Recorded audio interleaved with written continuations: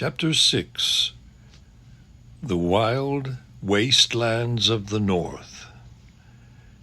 At about 9 o'clock the next morning, 3 lonely figures might have been seen picking their way across the Shribble by the shoals and stepping stones. It was a shallow, noisy stream, and even Jill was not wet above her knees when they reached the northern bank. About 50 yards ahead, the land rose up to the beginning of the moor, everywhere steeply, and often in cliffs. "I suppose that's our way," said Scrub, pointing left and west to where a stream flowed down from the moor through a shallow gorge. But the Marshwiggle shook his head. "The giants mainly live along the side of that gorge," he said. "You might say the gorge was like a street to them. We'll do better straight ahead, even though it's a bit steep." They found a place where they could scramble up, and in about 10 minutes stood panting at the top. They cast a longing look back at the valley land of Narnia, and then turned their faces to the north. The vast, lonely moor stretched on and up as far as they could see. On their left was rockier ground. Jill thought that must be the edge of the Giant's Gorge, and did not much care about looking in that direction. They set out. It was good, springy ground for walking, and a day of pale winter sunlight. As they got deeper into the moor, the loneliness increased. One could hear peewits and see an occasional hawk. When they halted in the middle of the morning for a rest and a drink in a little hollow by a stream, Jill was beginning to feel that she might enjoy adventures after all, and said so. "We haven't had any yet," said the Marshwiggle. Walks after the first halt, like school mornings after break or railway journeys after changing trains, never go on as they were before. When they set out again, Jill noticed that the rocky edge of the gorge had drawn nearer, and the rocks were less flat, more upright than they had been. In fact, they were like little towers of rock, and what funny shapes they were! "I do believe," thought Jill, "that all the stories about giants might have come from those funny rocks. If you were coming along here when it was half dark, you could easily think those piles of rock were giants. Look at that one now. You could almost imagine that the lump on top was a head. It would be rather too big for the body, but it would do well enough for an ugly giant. And all that bushy stuff, I suppose it's heather and birds' nests, really, would do quite well for hair and beard. And the things sticking out on each side are quite like ears. They're horribly big, but then I dare say giants would have big ears like elephants. And oh! Her blood froze. The thing moved. It was a real giant. There was no mistaking it. She had seen it turn its head. She had caught a glimpse of the great, stupid, puff-cheeked face.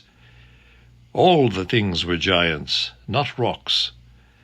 There were 40 or 50 of them, all in a row, obviously standing with their feet on the bottom of the gorge and their elbows resting on the edge of the gorge, just as men might be standing leaning on a wall, lazy men, on a fine morning after breakfast. "Keep straight on," whispered Puddleglum, who had noticed them too. "Don't look at them, and whatever you do, don't run. They'd all be after us in a moment." So they kept on, pretending not to have seen the giants. It was like walking past the gate of a house where there is a fierce dog, only far worse. There were dozens and dozens of these giants. They didn't look angry or kind or interested at all. There was no sign that they had seen the travellers. Then, whiz, whiz, whiz, some heavy object came hurtling through the air, and with a crash a big boulder fell about 20 paces ahead of them. And then, thud! Another fell 20 feet behind. "Are they aiming at us?" asked Scrub. "No," said Puddleglum. "We'd be a good deal safer if they were. They're trying to hit that cairn over there to the right. They won't hit it, you know. It's safe enough. They're such very bad shots. They play cockshies most fine mornings. About the only game they're clever enough to understand." It was a horrible time. There seemed no end to the line of giants, and they never ceased hurling stones, some of which fell extremely close. Quite apart from the real danger, the very sight and sound of their faces and voices were enough to scare anyone. Jill tried not to look at them. After about 25 minutes, the giants apparently had a quarrel. This put an end to the cockshies, but it is not pleasant to be within a mile of quarreling giants. They stormed and jeered at one another in long, meaningless words of about 20 syllables each. They foamed and gibbered and jumped in their rage. Each jump shook the earth like a bomb. They lammed each other on the head with great clumsy stone hammers, but their skulls were so hard that the hammers bounced off again, and then the monster who had given the blow would drop his hammer and howl with pain because it had stung his fingers. But he was so stupid that he would do exactly the same thing a minute later. This was a good thing in the long run, for by the end of an hour all the giants were so hurt that they sat down and began to cry. When they sat down, their heads were below the edge of the gorge, so that you saw them no more. But Jill could hear them howling and blubbering and boo-hooing like great babies, even after the place was a mile behind. That night they bivouacked on the bare moor, and Puddleglum showed the children how to make the best of their blankets by sleeping back to back. The backs keep each other warm, and you can then have both blankets on top. But it was chilly even so, and the ground was hard and lumpy. The marsh-wiggle told them they would feel more comfortable if only they thought how very much colder it would be later on and further north. But this didn't cheer them up at all. They travelled across Etton's Moor for many days, saving the bacon and chiefly living on the moorfowl. They were not, of course, talking birds, which Eustace and the Wiggle shot. Jill rather envied Eustace for being able to shoot. He had learned it on his voyage with King Caspian. As there were countless streams on the moor, they were never short of water. Jill thought then, when in books people live on what they shoot, it never tells you what a long, smelly, messy job it is plucking and cleaning dead birds, and how cold it makes your fingers. But the great thing was that they met hardly any giants.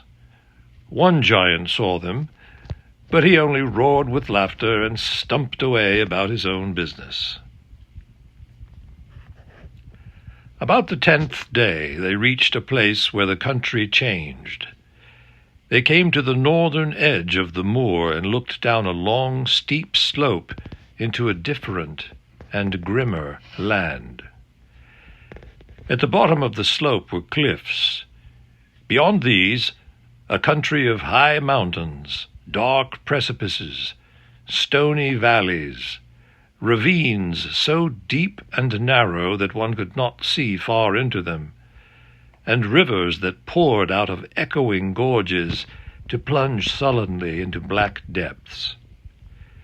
Needless to say, it was Puddleglum who pointed out a sprinkling of snow on the more distant slopes. But there'll be more on the north side of them, I shouldn't wonder," he added. It took them some time to reach the foot of the slope, and when they did, they looked down from the top of the cliffs at a river running below them from west to east. It was walled in by precipices on the far side as well as on their own, and it was green and sunless, full of rapids and waterfalls. The roar of it shook the earth even where they stood.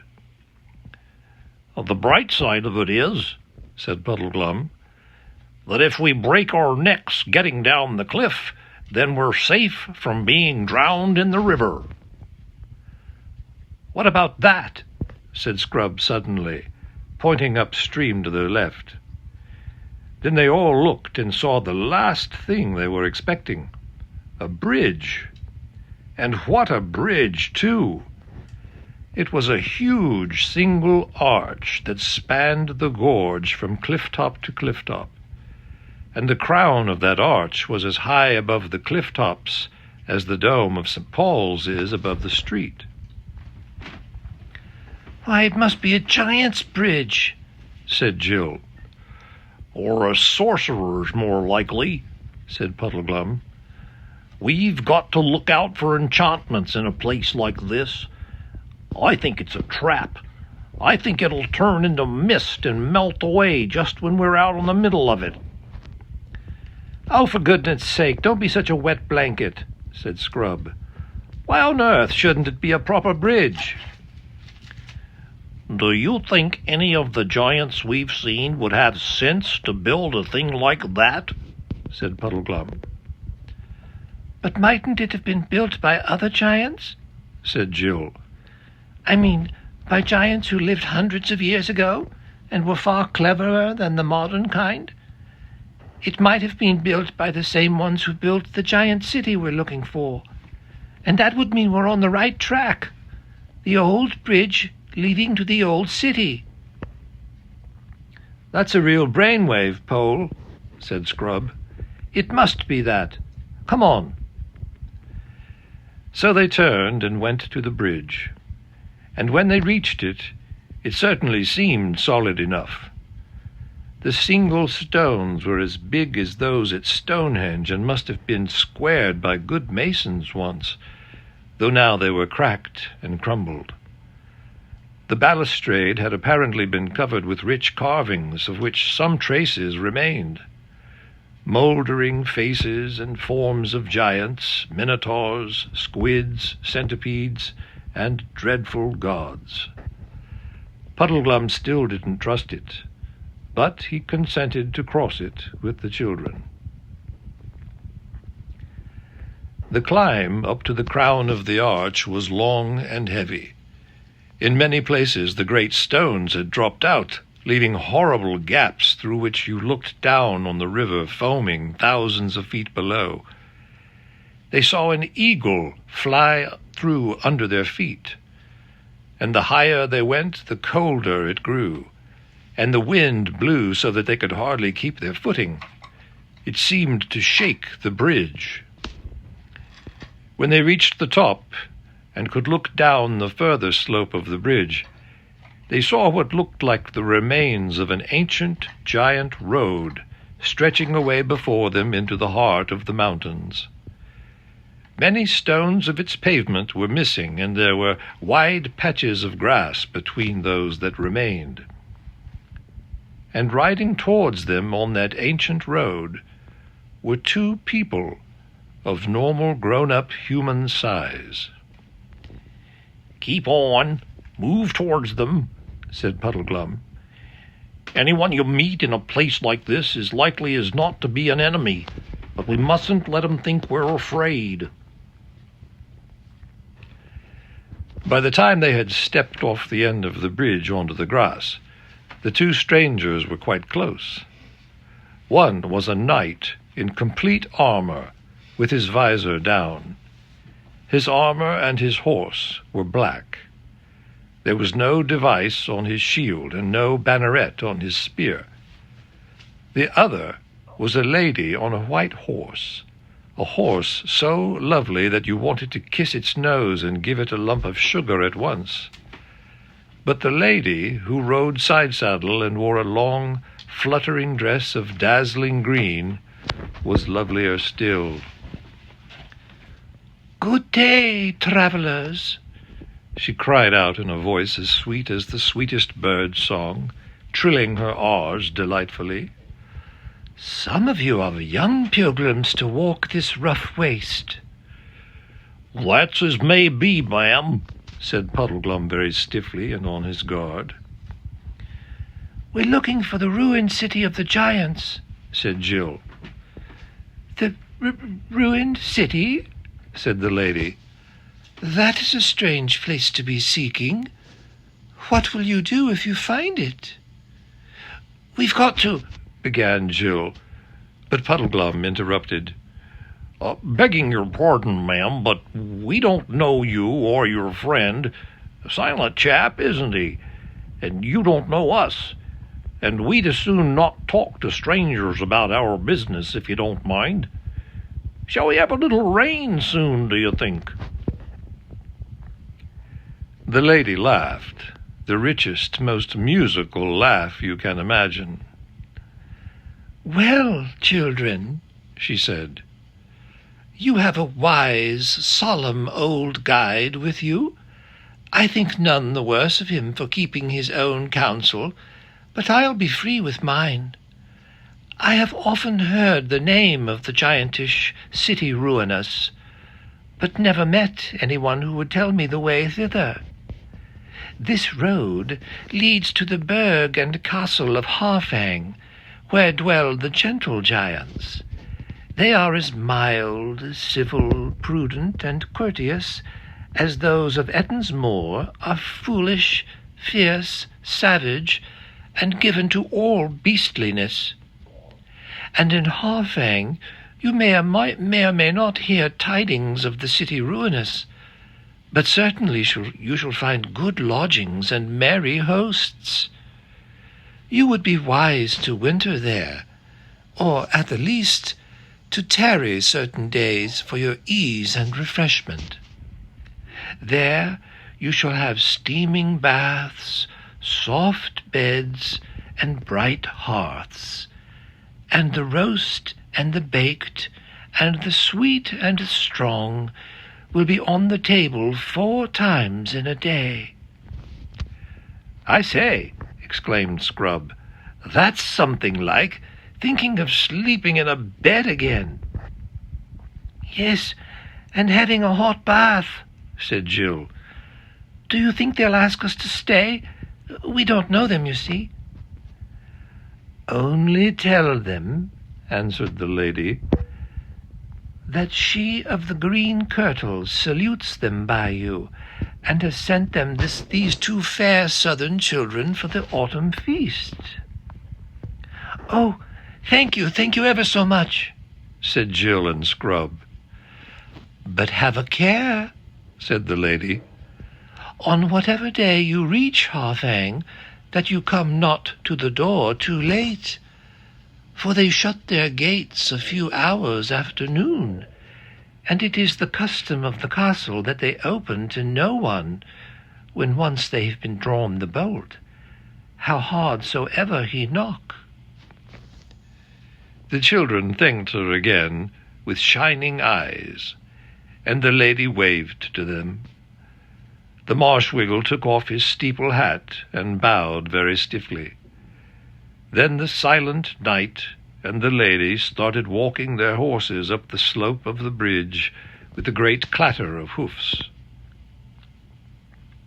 "Well," said Puddleglum, "I'd give a good deal to know where she's coming from and where she's going. Not the sort you expect to meet in the wilds of Giant Land, is she? Up to no good, I'll be bound." "Oh, rot," said Scrub. "I thought she was simply super. And think of hot meals and warm rooms. I do hope Harfang isn't a long way off."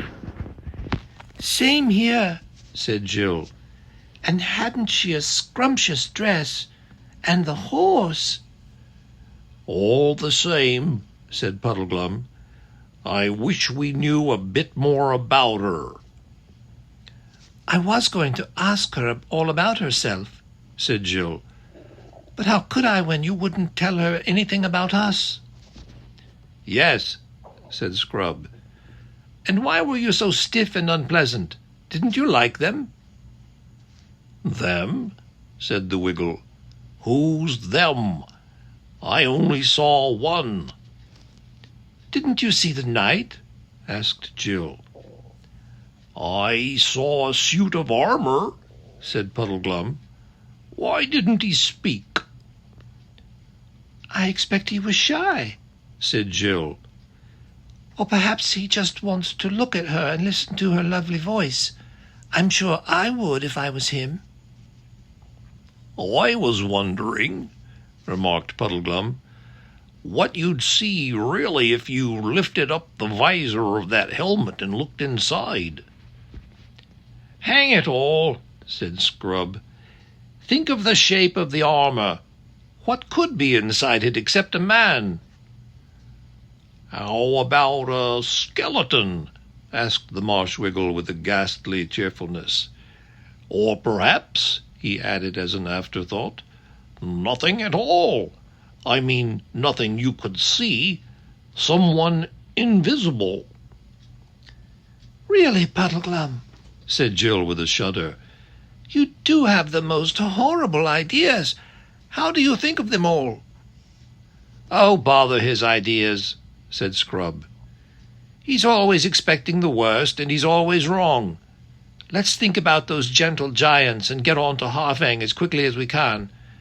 I wish I knew how far it is.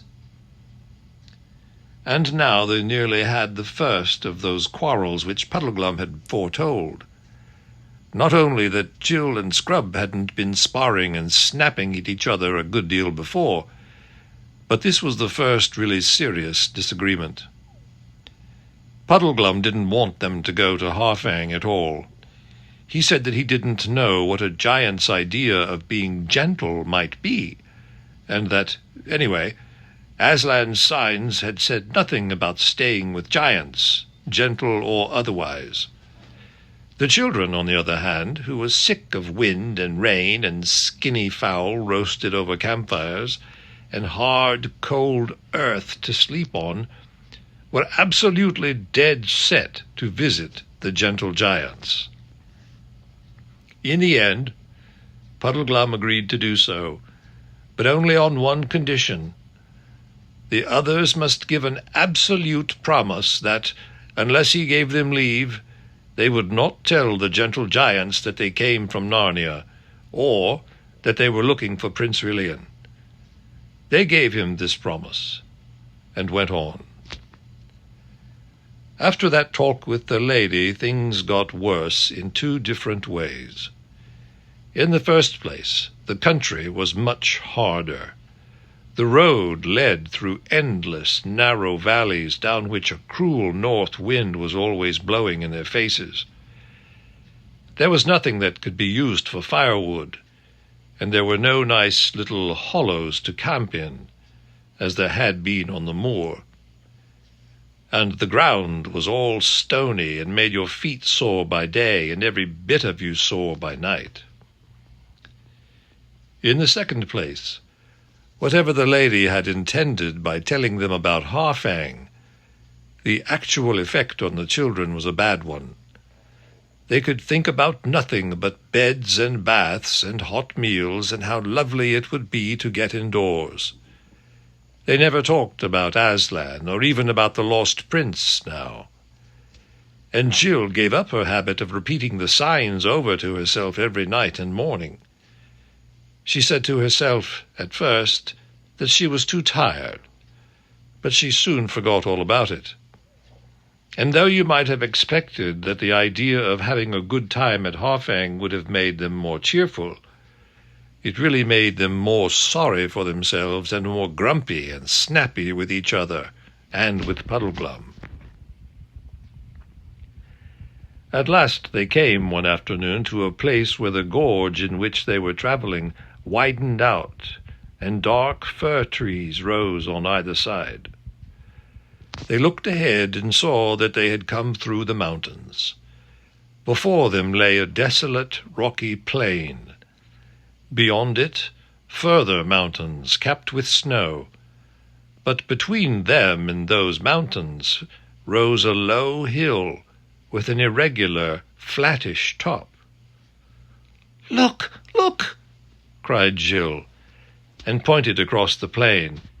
And there, through the gathering dusk, from beyond the flat hill, everyone saw lights. Lights!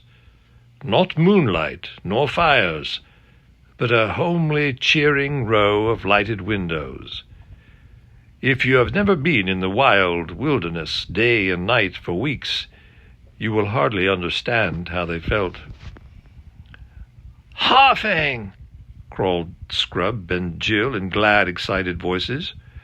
And "Harfang," repeated Puddleglum in a dull, gloomy voice. But he added, "Hello, wild geese," and had the bow off his shoulder in a second. He brought down a good, fat goose. It was far too late to think of reaching Harfang that day, but they had a hot meal and a fire, and started the night warmer than they had been for over a week. After the fire had gone out, the night grew bitterly cold, and when they woke the next morning, their blankets were stiff with frost. "Never mind," said Jill, stamping her feet. "Hot baths tonight."